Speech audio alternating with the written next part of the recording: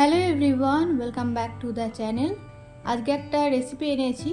মোটামুটি সারা বছরই সবারই ঘরে যেটা থাকে কুমড়ো, যেটা অনেকের আবার খুব পছন্দের, আবার অনেকের একদম ভীষণ অপছন্দের। তো সেই রকমই একটা রেসিপি এনেছি। একটু স্পাইসি রান্নাটা, গতানুগতিক যে কুমড়োর তরকারি হয় তার থেকে একটু আলাদা।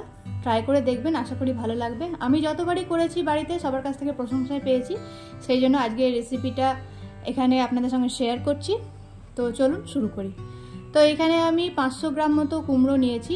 এই তরকারিটা মেনলি কাঁচা কুমড়ো দিয়েই ভালো হয়। তো আমি এখানে যে কুমড়োটা নিয়েছি সেটা খুব কাঁচা নয়, একটু জাস্ট রং ধরতে শুরু করেছে। আর কুমড়োটা একটু কাঁচা আছে বলে আমি এই খোসাগুলো অল্প অল্প করে রেখে দিয়েছি, পুরোটা ক্লিন করে ছাড়াইনি। একটু একটু খোসা থাকলে ভালো লাগে। তো কুমড়োটা আমি ভালো করে ধুয়ে জল ঝরিয়ে নিয়েছি। আর রান্নাটা আমি সরষের তেলেই করব। তো এখানে একটা ফ্রাইং প্যান নিয়ে নিয়েছি। ফ্রাইং প্যানটা বেশ ভালো করে গরম করে নিয়েছি। তারপরে একটুখানি তেল দিয়েছি, আর এখানে কয়েকটা দিয়েছি চীনাবাদাম। চীনাবাদাম একটু দিলে ভালো লাগে, তবে অবশ্যই এটা অপশনাল, আপনার পছন্দ হলে দেবেন, না হলে দেবেন না। তো চীনাবাদামটা মুখে অল্প অল্প পড়লে না বেশ ভালো লাগে। তো বাদামটা তো একটু লো ফ্লেমে ভাজতে হয়, আপনারা জানেন। তো ভেজে তুলে নিয়েছি।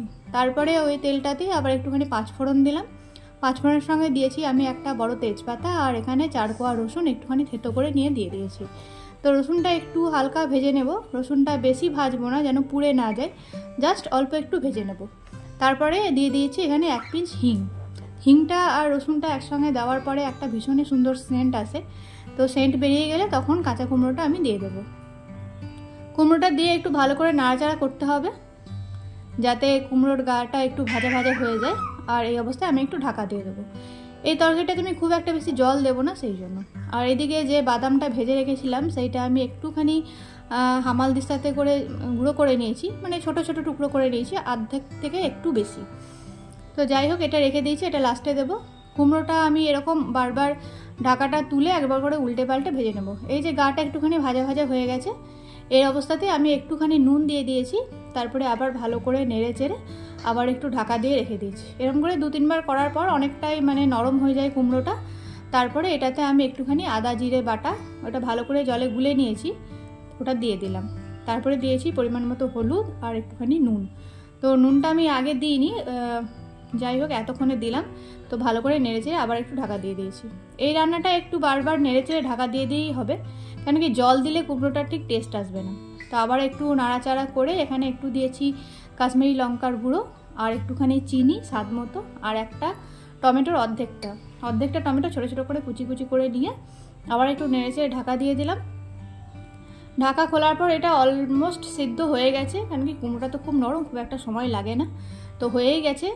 এর ওপর আমি দিয়ে দিলাম লাস্টে একটুখানি কাসুরি মেথি আর 2টো কাঁচা লঙ্কা। তো কাঁচা লঙ্কা সেন্টটা দারুণ লাগে। কাসুরি মেথি আর কাঁচা লঙ্কা ভালো করে মিক্স করে নিলাম। তো রান্না আমার মোটামুটি হয়ে গেছে, একেবারেই হয়ে গেছে। লাস্ট পর্যায়ে দিয়ে দেবো বাদামটা, যে গুঁড়ো করা ছিল সেই গুঁড়ো বাদামটা দিয়ে দিলাম। দিয়ে ভালো করে একটু নাড়াচাড়া করে নেবো। তো বাদামটা দিয়ে আর মানে গ্যাসের ফ্লেমটা বন্ধ করে দেওয়াই ভালো, আর গ্যাসের দরকার নেই, কারণ তাহলে বাদামটা একদম নরম হয়ে যাবে, তখন ভালো লাগবে না। একটু ক্রাঞ্চি থাকবে, মুখে লাগবে, তাহলে বেশ ভালো লাগবে। তো এটা হয়ে গেল। এটা খেতে ভীষণই ভালো হয়, আর একটু মানে অন্যরকম রেসিপিটা, একটু স্পাইসি হয় রান্নাটা। তো যাই হোক, ট্রাই করে দেখবেন, আশা করি ভালো লাগবে। তো আজকের রেসিপিটা এখানেই শেষ করছি। কেমন লাগলো একটু জানাবেন, আর ভালো লাগলে একটা লাইক করে দেবেন। দেখা হবে আবার পরের ভিডিওতে। ধন্যবাদ।